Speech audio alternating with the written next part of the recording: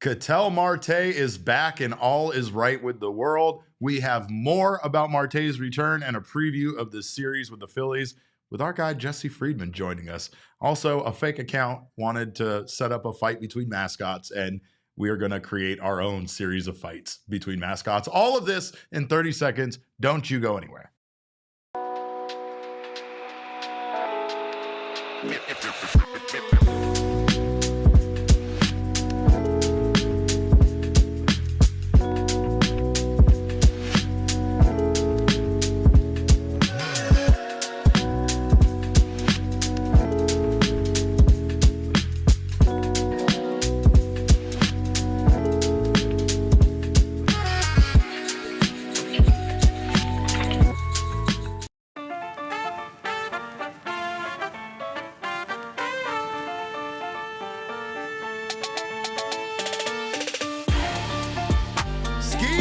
Happy Friday to you all. Welcome into Studio K, presented by our friends at Circle K, live from Studio K.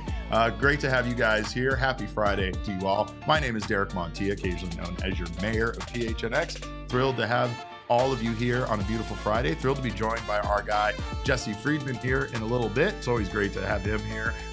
Got my guy, Kevin Thomas, aka Large Intimate, on the ones and twos.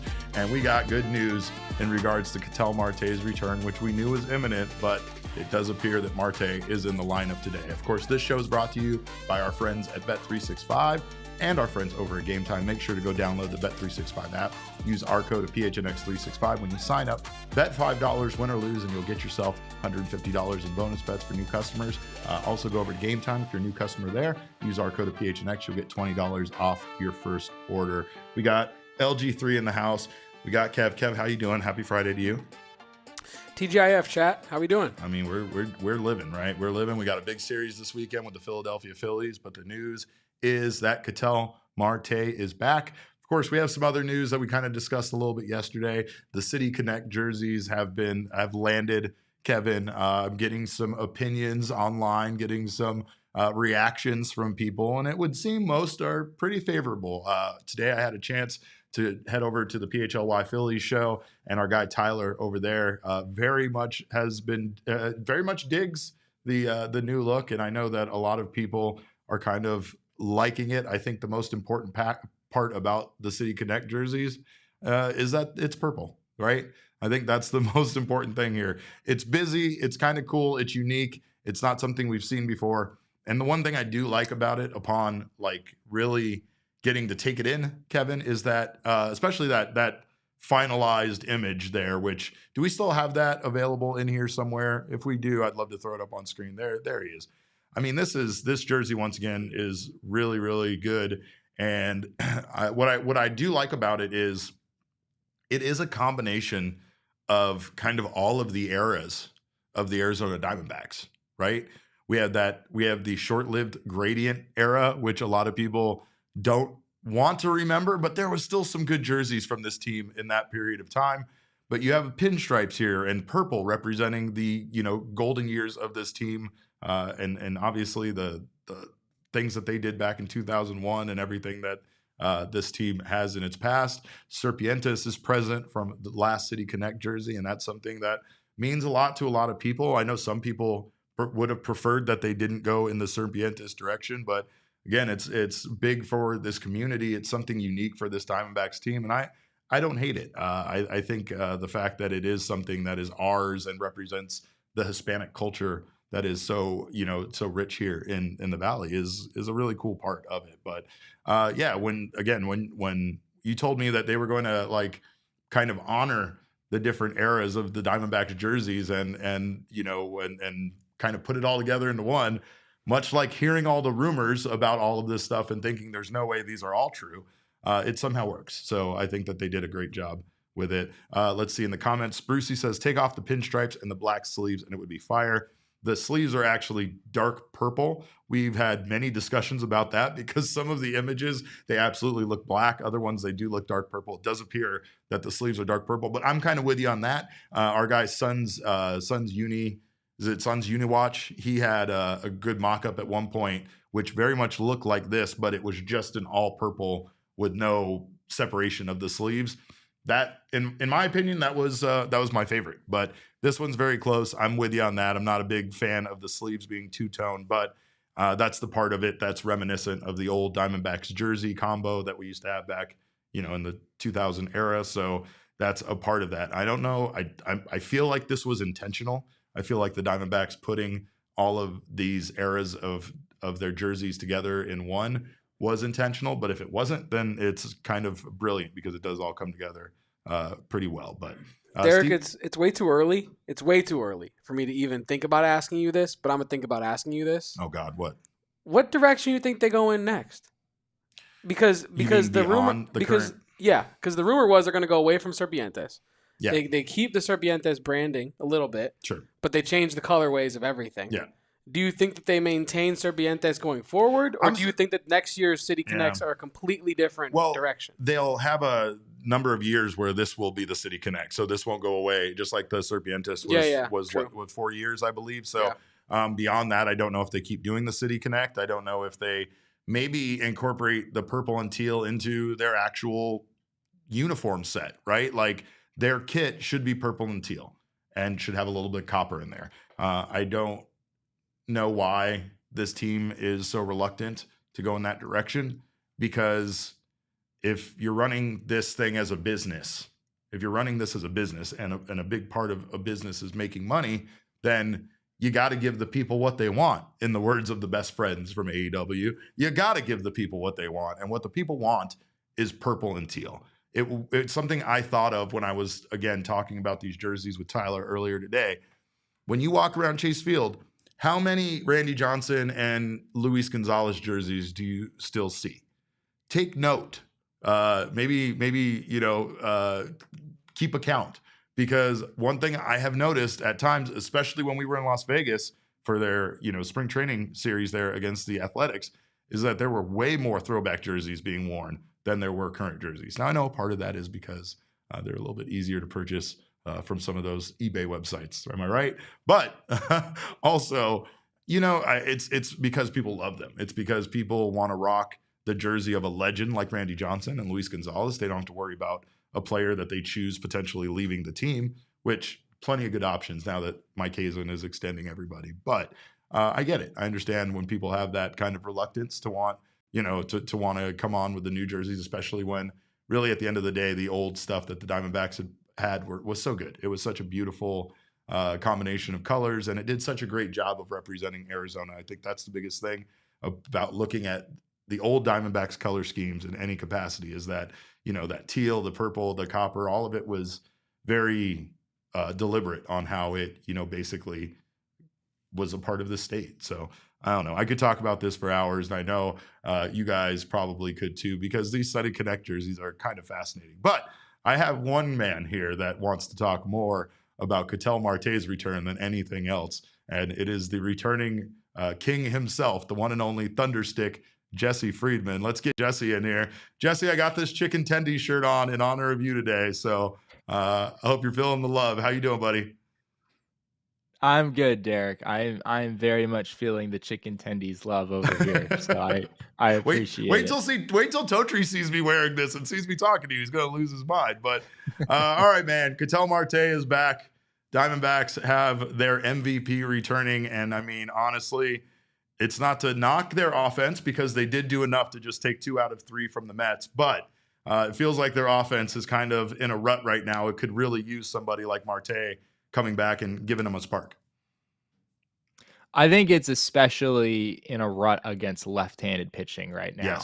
Yes. And I talked to Matt Gelb of The Athletic previewing this weekend series over on Snakes territory, and he told me that the Phillies were very happy to have 2 lefties going in this 3-game series this weekend. The Diamondbacks will face Jesus Luzardo, who's been very, very good for the Phillies tonight. And then they face another lefty in Ranger Suarez on Sunday as he pitches in his first game of the season. So this is something that other teams around the league are definitely taking notice of. The Diamondbacks offense as a whole has been quite good this year, but their offense against lefties has actually been pretty poor. I think they're probably bottom 5, certainly bottom 10 in OPS against left-handed pitching. Last I checked, it was around 650, something like that. So there are few things better for an offense against left-handed pitching than adding Ketel Marte right to the top of the lineup, right? I mean, we've talked about that for years, that Ketel is a great hitter all around, and he's really gotten better against righties the last couple seasons. It's part of why he's really emerged as an elite player. But Ketel, can roll out of bed in the morning and go 3 for 4 against just about any left-handed pitcher in this game. Yes. And that's a huge benefit for this team. His splits from last year, Jesse, are just kind of remarkable. Against left-handed pitching, he hit 342, 401, slug 679 for 1080 OPS. He had 18 home runs. That's the interesting part, is obviously he had plenty of at-bats against right-handed pitching, more at-bats against righties than lefties, right? But his numbers are almost split right down the middle in regards to his home runs and his RBI, 18 and 18. And then he had 50 RBI against right-handed pitching and 45 against left-handed pitching. However, 311 at-bats against righties, 193 against lefties. So you're absolutely right. Ketel mashes lefties, and it's something right now that this team is not doing. They also have too many holes, it feels like, gaps in their production, in their starting lineup, right? You get the guys off the top. Geraldo Perdomo, even though he's better in the ninth hole, has been doing great at the top of the lineup. Corbin Carroll, he's kind of cooled off a bit, but he's still always a threat to get on base or to do what he's been doing so far this year, right? But it's just, once you get past Josh Naylor, that kind of valley, that cavern there, that lack of production from Gino, who still can all of a sudden give you 4 home runs in a day, Lourdes, who still seems like I'm sorry, I didn't mean to talk about him. I'm not supposed to talk about him in front of the little LG3, but Lourdes, who's been struggling, and obviously, Gabby, who still isn't where a lot of people would like them to be. And it feels like, even when things get going, unfortunately, if those guys aren't contributing, this offense just stalls out. Yeah, I mean, the lineup wasn't supposed to be as top heavy as it's been so far, right? I mean, that's what made the Diamondbacks offense last year one of the best in the sport, was that it was 1 through 9, even when Corbin Carroll, for much of the first half of last season, was really struggling, this team was still scoring a whole bunch of runs, because when you're getting that much production up and down the lineup, it's okay if someone near the top is kind of going through it. What we've seen so far is the Diamondbacks 1 through 4 hitters just totally destroy, and then everyone else has not really done a whole lot. Although certainly there have been some positive signs. You're starting to see Lourdes Gurriel heat up a little bit. Gino simultaneously feels like he's having a bad season and is also on pace to hit like 60 home runs. So I'm not really sure what to make of his situation. But you feel like eventually these guys are going to kind of figure it out. I think with Lourdes in particular, something that we talked about over on Snakes Territory the other day was that Lourdes has had a month like he just had really in just about every season of his career.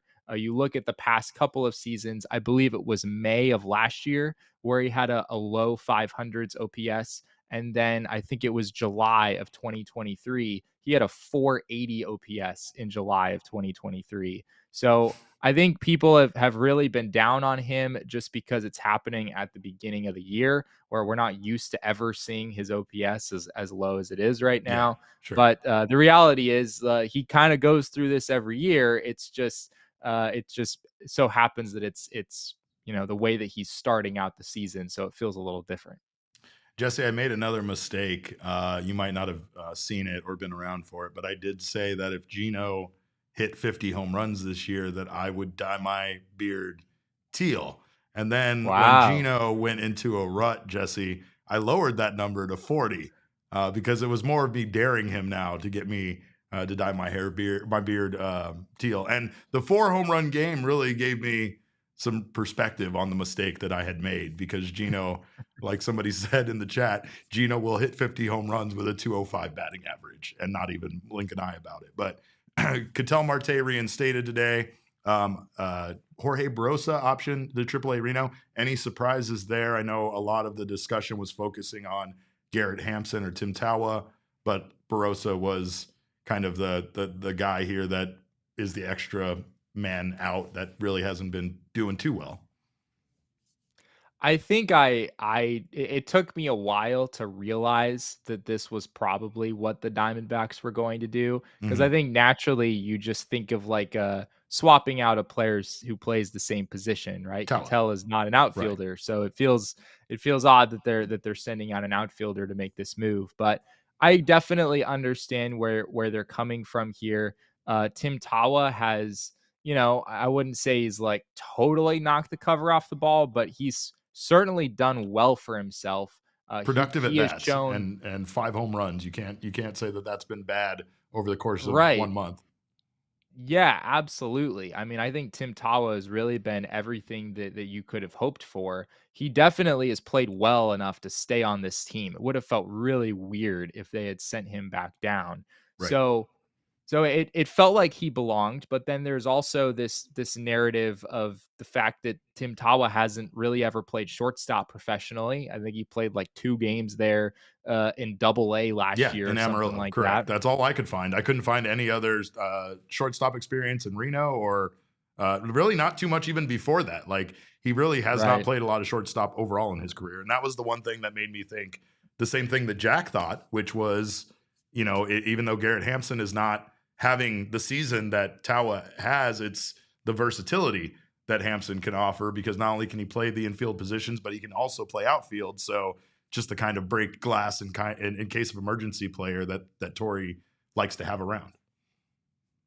Totally. And I think the Diamondbacks had an opportunity in spring training to maybe give Tim Tawa some reps at shortstop, but I know you spent a lot more time out at Salt River than I did, but my understanding is that he was never really seen at shortstop throughout spring training. So I know people will maybe roll their eyes at like, okay, do you really need, like, is it really that big a deal to have someone on the roster besides Geraldo Perdomo who can play shortstop? Like, Perdomo just had his first day off a couple days ago, and we're more than a month into the season. But especially with Ketel coming off the hamstring injury, like, I don't think you want to play him over at shortstop in an emergency situation. So I think I can definitely see where the Dbacks are coming from and wanting to have a shortstop on the roster. So that's where Garrett Hampson comes in.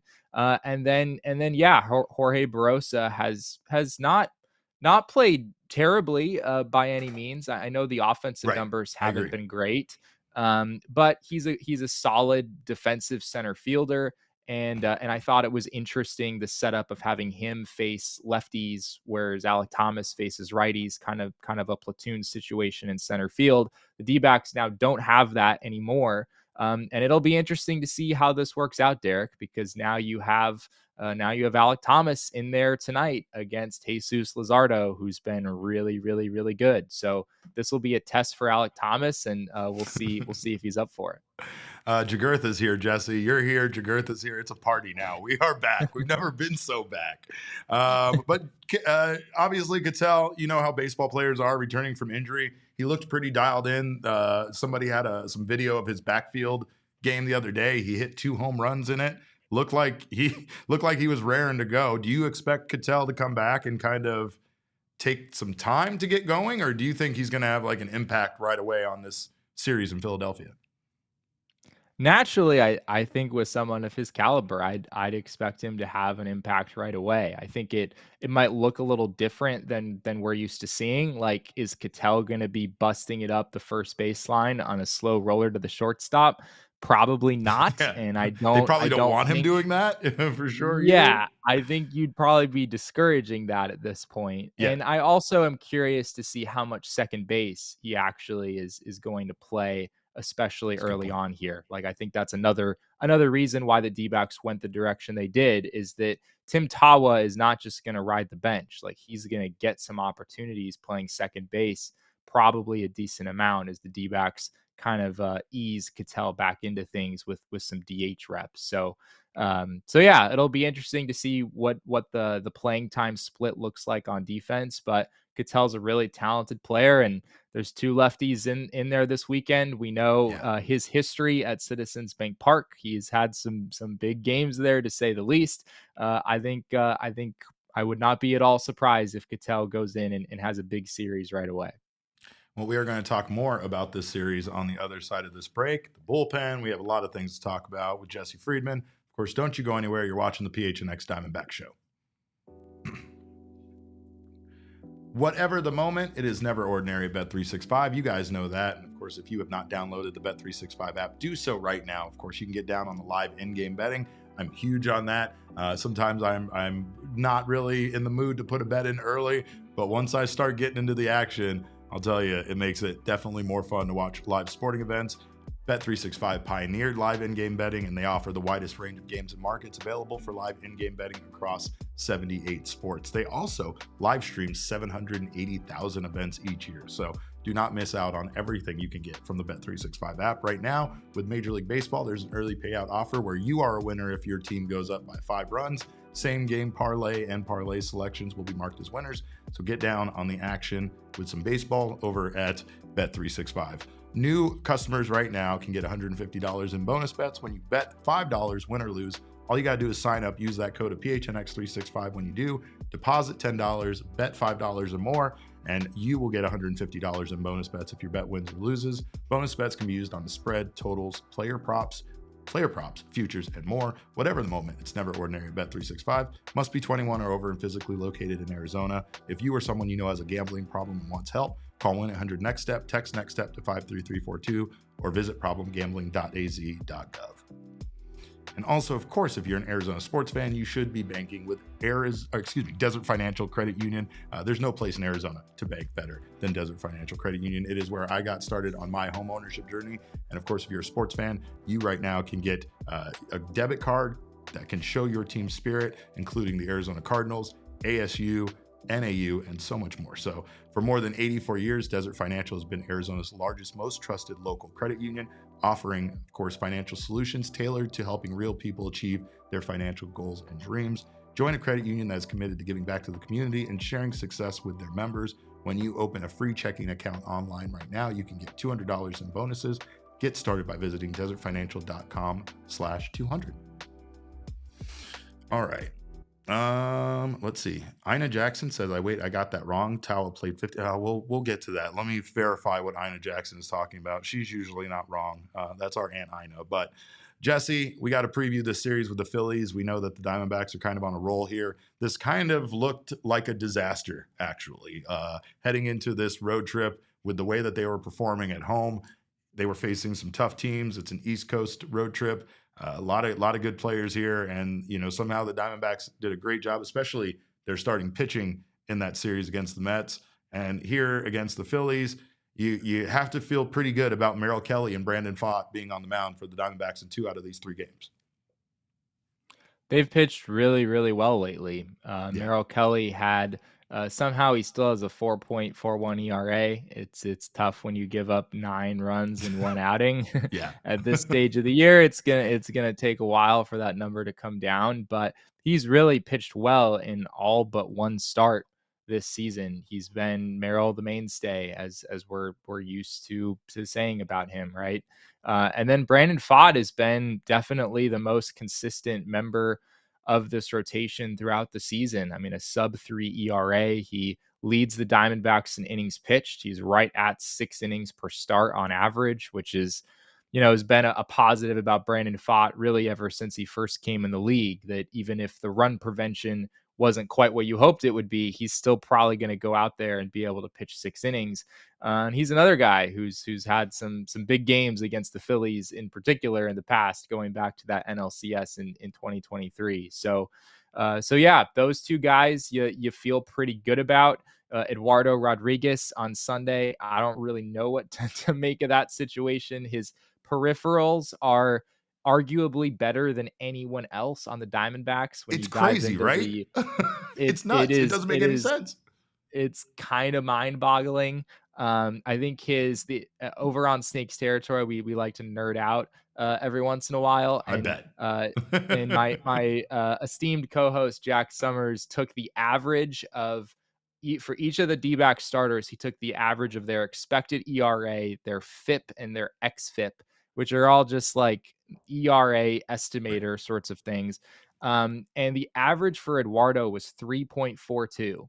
Three different stats that are basically suggesting that Eduardo has pitched to a level of a 3.42 ERA, and yet you look up at his actual ERA and it starts with a 6. So we're still early enough in the season that I'm not writing off Eduardo Rodriguez by any means, especially considering what those underlying stats say. But he did not pitch particularly well in that start at Citi Field, to say the least. Yeah, and that's for sure. And we have a look here at the projected starters for the series. Erod going there in the finale against Ranger Suarez, who makes his debut. Aaron Nola in game 2 going up against Brandon Pfaadt.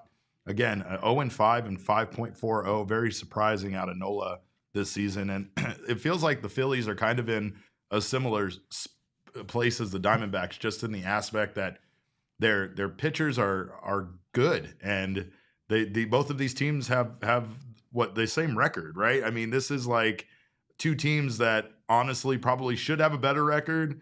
Don't. Some of their pitchers aren't pitching well, but then also based on how bad some of their starters have been pitching or things have been for them, then maybe they should be even in a worse position. Diamondbacks had a little bit of a taste of that. Feels like they're finally getting some consistency. It was great to see, 2 good starts in a row out of Corbin Burnes and Zach Gallen. Zach Gallen is just a different pitcher when he pitches in the state of New York. I can't explain it. Science can't explain it. Your fancy numbers can't explain it, Jesse. It's just no, it doesn't make any sense at all. But again, that's the thing is that when you see Gallen pitch like that, you know that there is a middle ground where he's consistent and he's maybe not as good as he was in New York against the Yankees, maybe not a 13 strikeout pitcher, but still a guy that can go out there and give you what he's given you out throughout his whole career. This entire first month has just been a weird, bumpy, kind of road for Gallen, but it does feel like now, especially in his last 2 starts, with his ability to get ahead in the count and command his fastball, like it feels like Gallen is very much back, and all it really took was pretty much command of his fastball, right? Like command of fastball, then he can get ahead in the count, and then he can use the secondary stuff, and then everything just kind of falls into place for him. He's kind of been the model of inconsistency so far, right? And I don't mean that in like a completely negative way. I mean, he was awesome in that final game against the Mets, led the way for the Diamondbacks to a really big series win, but you just don't know what you're going to get, right? I mean, he could be dominant like he was yesterday, or he could, have 80 pitches in the 3rd inning. We've seen some starts that have looked like that too. So while there is definitely reason to believe that Zach Gallen has regressed a little bit, you look at his numbers over the past year and a half, I think his ERA still starts with a 4 in that stretch. But at the same time, what I will continue to say about Zach Gallen is his curveball, when it is on, is one of the nastiest put away pitches in the sport. And that's why on any given day, no matter what his previous start might have looked like, there's a chance that when Zach Gallen is on the mound, you're going to get an outing like what you saw yesterday or what you saw against the Yankees. Like that pitch is still in there. And so I don't really know what to make of the month plus that we've seen so far from him. You mentioned the fastball command. That continues to be the thing we're going back to over and over again, and rightfully so. But even if Zach Gallen has regressed a little bit, even if he's not, maybe at the peak of his career like he was a couple of seasons ago, he's still better than the pitcher that we've seen so far. Like I'm if the over under is a 5 ERA for Zach Gallen, I'm taking the under, even if there are some concerns with some of the underlying numbers. One of the things that's always fascinated me about Gallen is even on a night when you and I would go speak to him after a game and he would have a great start, he would still tell us that 2 pitches weren't working for him that night, or he would, I don't think I've ever once seen Zach Gallen be fully satisfied with his performance and ever thought that, or ever said anything about, yep, I had all my stuff tonight. Never. He never has all of his stuff. And that's the funny thing about it, is that's like, I guess from an organization standpoint, from a coaching standpoint, because of that, you have to feel like Gallen still has more to achieve, or like another level to hit, right? But sometimes it's just about him maybe being brutally honest, and the fact that like, yeah, I still threw that pitch well tonight. I just didn't have a good feel for it tonight, or I did this, but it didn't, things weren't working. But like Gallen has always been very transparent about like his pitches not working, and it feels like he never has everything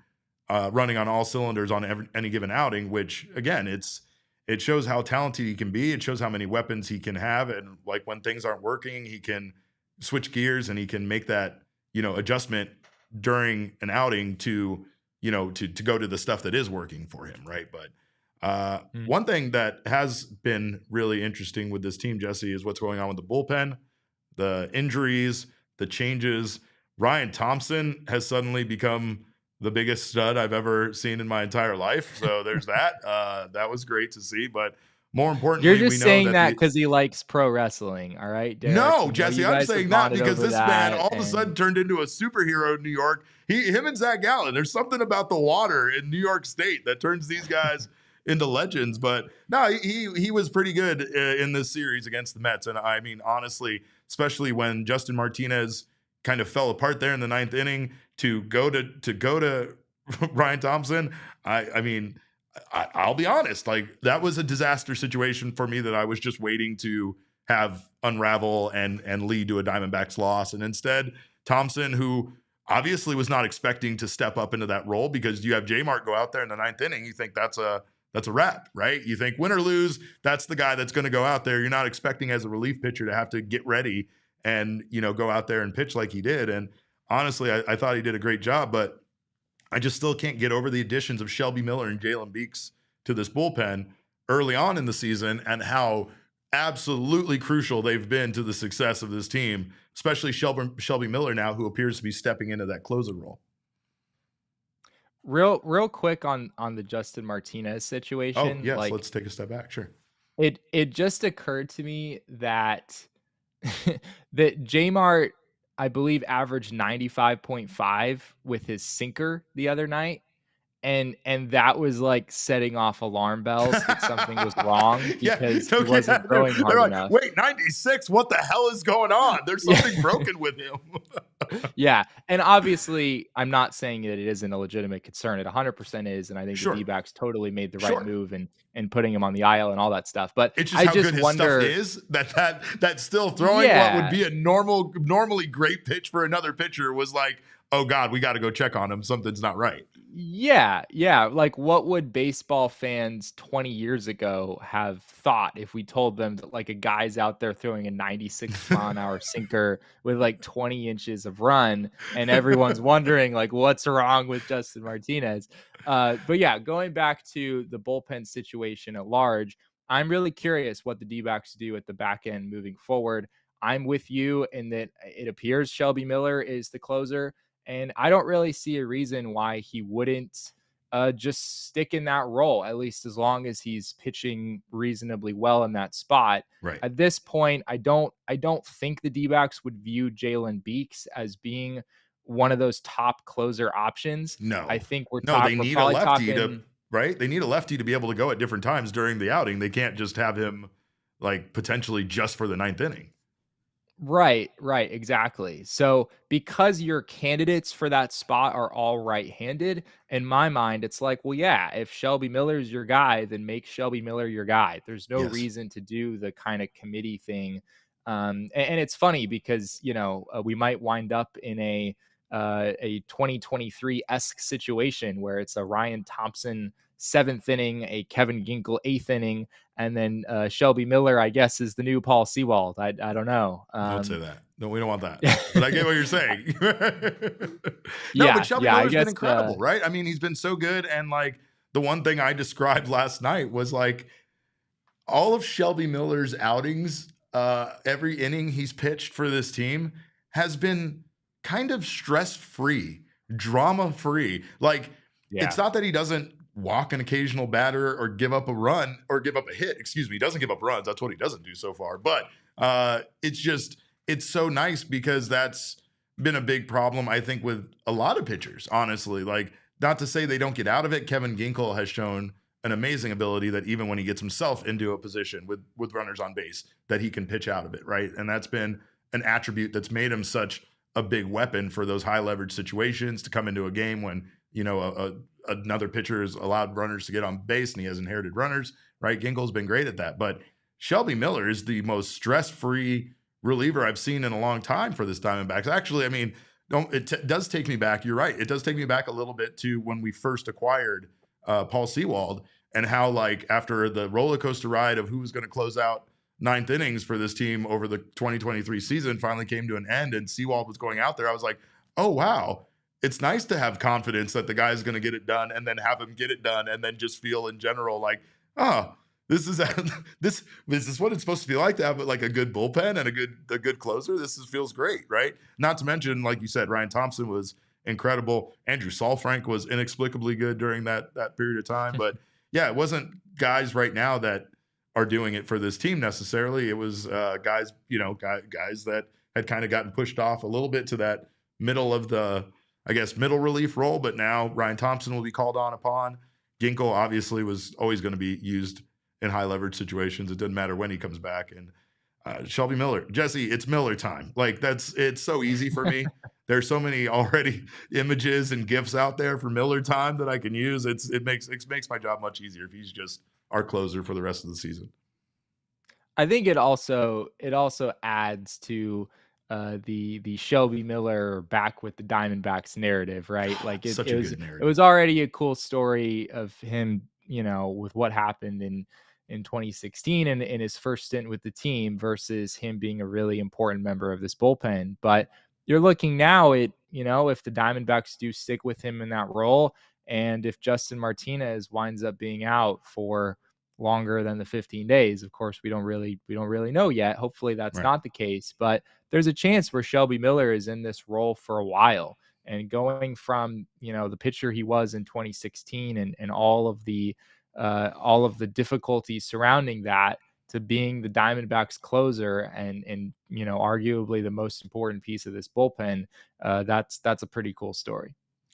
Well, Jesse, taking a look at the Phillies right now, I know the Diamondbacks, you can't take anybody lightly, but nobody for the Phillies really is having an outstanding year offensively, it feels like. Like, they're still getting contributions from 1 through 9 in their lineup. But, I mean, Trey Turner, 298 batting average, but he has only a 784 OPS. Johan Rojas, he's hitting 305 with a 772 OPS. Kyle Schwarber has like a 100 batting average, but somehow a 945 OPS or whatever the hell he has. But, I mean, again, this is this Phillies team is just like kind of a weird arch nemesis of the Diamondbacks in a way. I know that we have, the playoff series, obviously, that helped kind of add to this fire of this rivalry existing. But right now, like I said earlier, these teams kind of are in a similar place where they have some good teams in their division. They're not doing necessarily bad themselves, but and I wouldn't say dwindling in mediocrity, but they're just kind of hovering a little bit about 500 and kind of playing, I guess, a little bit below expectations considering the caliber of their starting rotation, much like same thing with the Diamondbacks. What's really striking to me about the Phillies is just how similar this roster is to the one the Diamondbacks faced in 2023, right? Yes. I was noticing that myself. They've really embraced continuity here over the past couple of seasons. And I know it hasn't led to them winning a ring, right? It was an early exit last season, but it's a team that has continued to have a lot of success. I guess the one exception there is that they went out and got Jesus Luzardo over the offseason, and it's still early, but man, he looks really good. And possibly one of the biggest, most helpful offseason acquisitions that we'll see all across baseball. I mean, he has been their best starting pitcher so far, and it felt like he was just going to be a number 5 guy who, high risk, high reward kind of situation. So, but by and large, I mean, yeah, on the position player side, it's a team that looks really familiar. They don't have Kyle Schwarber in the leadoff spot anymore. That is one change. Bryson Stott has been occupying that role, and he's been really good for them so far this year. I think he leads the Phillies in Fangraphs WAR, oddly enough, at the beginning of the year. He's, I think, a ways out in front of anyone else on this team. But yeah, other than that, it's Bryce Harper, it's Kyle Schwarber, it's Nick Castellanos. A lot of these guys are getting up there in age a little bit, but it's still a pretty good offense and certainly one of the best pitching staffs in the sport as well. I feel like this is what we're going to be seeing out of more and more teams. I understand that it's going to be a limited amount of teams, Jesse, but like we're going to start seeing teams that have committed so much money to their roster not be able to necessarily move the guys because of the amount that they've committed to them financially, maybe based on their production. They're not necessarily living up to the amount that they're currently getting paid. And like we're going to see some rosters kind of stall out here a little bit like this. It's not to say the Phillies guys are doing bad, but I don't think I found a single guy in the starting lineup of tonight's game that has an OPS over 800 besides Schwarber. I think he was the only one. But for the most part, not a whole lot of offense being created right now, but enough, I think, from top to bottom that they're still doing a good job. Again, not throwing stones because we are in a glass house of our own where when you look at this lineup, there's not a lot of, if you're looking at the numbers in the starting lineup for the Diamondbacks, there's not much out of the first couple of guys there named Corbin or Geraldo that scares you a ton about this. But of course, Pavin Smith, don't sleep on Pavin. But yeah, Jesse, this is one of those situations where it does feel like it's a winnable series. It feels like mostly the starting pitching kind of has to come in and do its job so that the bullpen that has already been used quite a bit over, the last 2 games can come in and do their job but not get overworked in this series. Yeah, and I'll add that the Phillies, I think, have some bullpen problems in their own right. They did not go out and re-sign Jeff Hoffman over the offseason. Hoffman's been a really important piece of the back end of that bullpen for a while. They also acquired Carlos Estevez at the trade deadline last year. And over the offseason, they only signed Jordan Romano, who was previously one of the best closers in all of baseball. But you look at his numbers so far this year and what he did last year, he has not been that guy for a while now. So I think if the Diamondbacks are able to get into the Phillies bullpen, Jose Alvarado has been really, really good at the back end. Matt Strahm is still good, but some of those middle relievers have really struggled this year. I think the Phillies team bullpen ERA is somewhere in the low mid 5 range. So that's definitely been an issue for them this season. And we know the Diamondbacks offense is good, and maybe those the 6th, 7th, 8th innings, if you're able to get into that bullpen, that's where the Dbacks could really do some damage against this team. Well, we are going to talk a little bit more about this series. We're also going to talk about our guy, Min-Lin, making his triumphant return to the Reno Aces, being called up to the Aces and making his first start yesterday. We're going to do all of this on the other side of this break. Don't you go anywhere. You're watching the PHNX Diamondback Show. Well, saddle up and get out to Circle K right now. I'm always thirsty. I'm always going to have something in this cup, and it's not always water. I won't lie to you, but I'm not going to tell you what it is because, again, Circle K offers so many wonderful drinks that I keep it a surprise. I keep it spicy.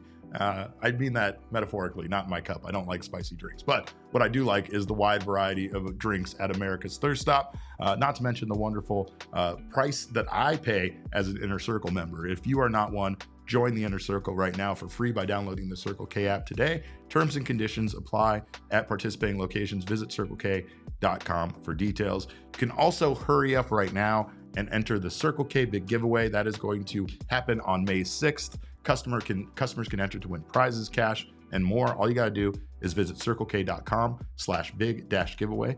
Enter today. Get yourself some free stuff. Sign up for the Inner Circle. Get yourself 25 cents off per gallon on your first 5 fill-ups. You also get 5 Polar Pops for free. So if you're stopping by Circle K for a drink, sign up right now.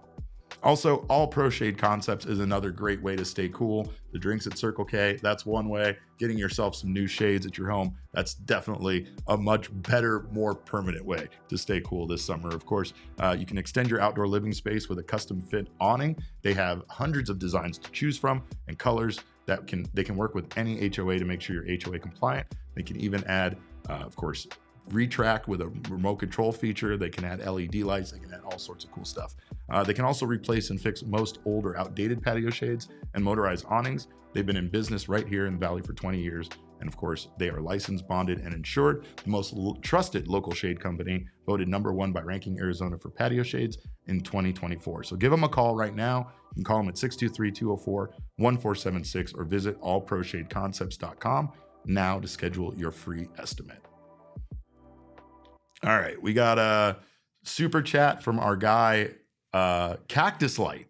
We just have Cactus Light now. I love it. The artist formerly known as RA. The artist formerly known as RA, aka Cactus Light. Let me get him in here.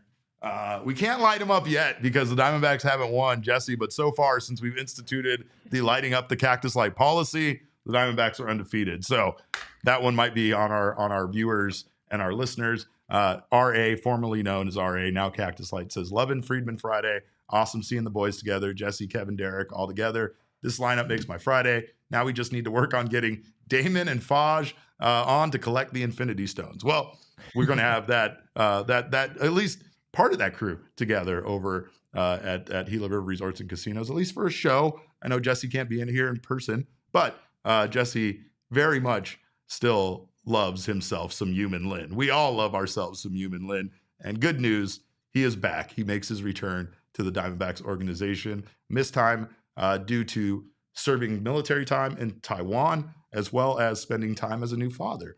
So congrats to Min-Lin. But he was impressive in his first start back. I mean, it's baseball, right? It always takes a little while for a pitcher to get back in the groove, but he limited Sacramento to 2 runs on 5 hits. He pitched 5 innings. He issued no walks and struck out 3. Jesse, I know Min-Lin is still not close to being in the Diamondbacks organization, but we adore him. We want him to succeed. We want him to eventually be a part of this starting rotation or this major league club in some way, shape, or form. How great is it to see Min-Lin finally back? Yeah, I mean, I don't think it's all that crazy to think that Min-Lin could pitch for the Diamondbacks before too long. I mean, frankly, their depth in AAA, like, Gilbert Diaz and Christian Mena, Tommy Henry, those guys have not gotten off to great starts. So right. Obviously Ryan Nelson is certainly the next man up if the Diamondbacks do need another starter at some point. But they're probably going to need to dig beyond that, to go beyond that over the course of the season. And I think Min-Lin could be in that discussion at some point. He pitched, I think he made 1 start in AAA toward the end of last season, and he's continuing in AAA to start this season. And yeah, as you said, he was good in his first start, right? I think his pitch count was in the low 60s. He was really efficient as well. Fastball topped out at 94 miles an hour. Yes. So looked like, from what I could tell, I didn't actually get to watch the game, but at least from the numbers, it looks like the Min-Lin that we've seen the past couple years, who has emerged as one of the more exciting pitching prospects in this organization. Fairly impressive. I don't have any clue. I'm just speculating here on what he's been like up to, right? But serving military time and being a dad doesn't necessarily scream out to me that you've been staying in, your baseball shape. Military makes me think you've definitely been staying in shape for sure. But again, it's like there's a lot of stuff that's been going on in his life. And again, not your typical offseason for any baseball player. So what I feel is impressive is no matter how much time it took him to get back in to baseball shape and to get ready to go out there and pitch, start in a baseball game, that he was able to go out there in the PCL and give up, less than 3 runs and almost give up, almost have a quality start, right? Like that's again, something that he probably wasn't expected to go out there and pitch well. Is just expected to kind of get his feet wet and get back into get back to playing baseball. But I mean, it's not out of the question to think that even if he's not called upon at any point this year, which seems a little bit, farther off, that in 2026 with guys that are becoming free agents and other things that might happen for this team, that not only might he have an opportunity, is it out of line to think you might have an opportunity either at the starting rotation or at least to be like one of those first, like you said, one of those first 2 guys in line for depth, should something go wrong next year? I mean, I think next year you probably would feel pretty good about Min-Lin getting a shot at some point. And again, I don't think it's out of the question this year either. I mean, if at some point, God forbid, somebody gets hurt and Ryan Nelson goes in the rotation, I don't know who the next man up would be, but I think Min-Lin at the very least would be in that conversation. And maybe it isn't as a starter necessarily. Maybe he comes up and is in in a role similar to what Ryan Nelson has been doing, Sure. where he's kind of operating as a long man, trying to give you a few innings, pitching behind some other guys. So there's a variety of ways that it could look. He's only 21 years old, as I think Ina mentioned in the chat, which is really impressive to be in AAA and even in the conversation to be an option for the major league roster at that age. Right. So yeah, I mean, he's one of the guys on this team that you think really could have a future in a big league rotation. And just still such an incredible story. You and I have talked several times about how cool, how much it means to him. I guess I should say how much it means to him to be a Taiwanese-born player, to get that chance to kind of be a hero and be something that people aspire to be. Like it's really cool that he finds that sense of importance and wants to be that role for his country, right? So it's one of the most exciting stories the Diamondbacks have. I know they have a lot of things going on, but it's also kind of funny here that this is a possibility. You're not wrong. And I would have never expected it to be a possibility based on how much depth the Diamondbacks had at the beginning of the season.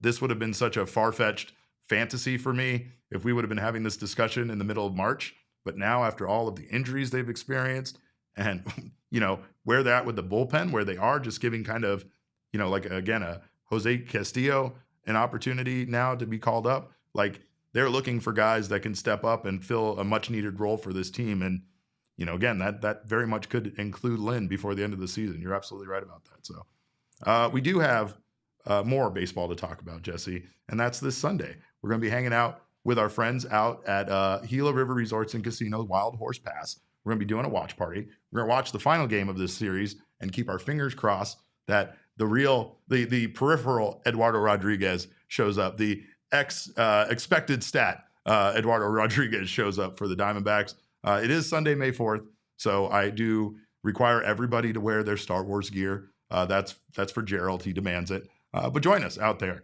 We're going to have the watch party, and then we're going to do an episode of this show live. Of course, RSVP is free. All you got to do is head over to gophnx.com, click on the events tab, and let us know that you're coming. So we would love to see all of you guys there. Jesse, again, won't be there in person, but he'll be stopping by on the show. We're going to talk about this series and recap the Diamondbacks, hopefully staying on a roll, staying on a hot streak here. But Jesse, I know you're not a big fight guy. I know you're not.